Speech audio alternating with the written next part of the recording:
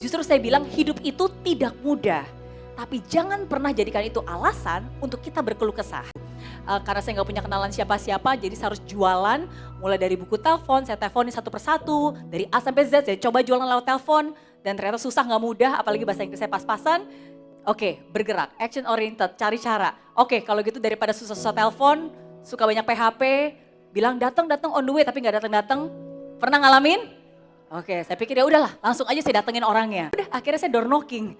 Daripada telepon-telepon susah, saya ketokin aja pintu rumah orang supaya saya bisa menjual produk keuangan pada saat itu. Tapi saya selalu mencari cara di mana saya bisa bertemu dengan orang, keramaian. Intinya saya harus bergerak. Karena kalau saya cuma mengandalkan pikiran saya, ya terbatas, saya nggak akan bisa melakukan banyak hal.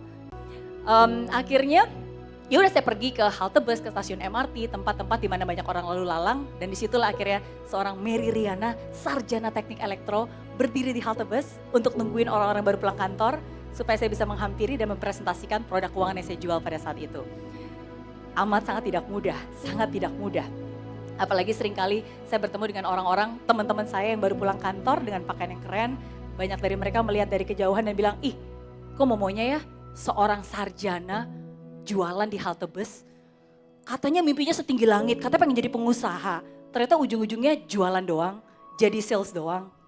Gak dapat kerjaan kali. Wah, kadang-kadang kata-kata itu jauh lebih menyakitkan daripada perbuatan. Betul?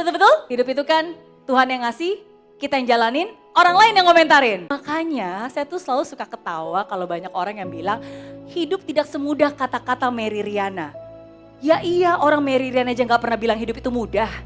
Justru saya bilang hidup itu tidak mudah, tapi jangan pernah jadikan itu alasan untuk kita berkeluh kesah. Hidup itu memang tidak mudah, tapi jangan pernah jadikan itu alasan untuk kita menyerah.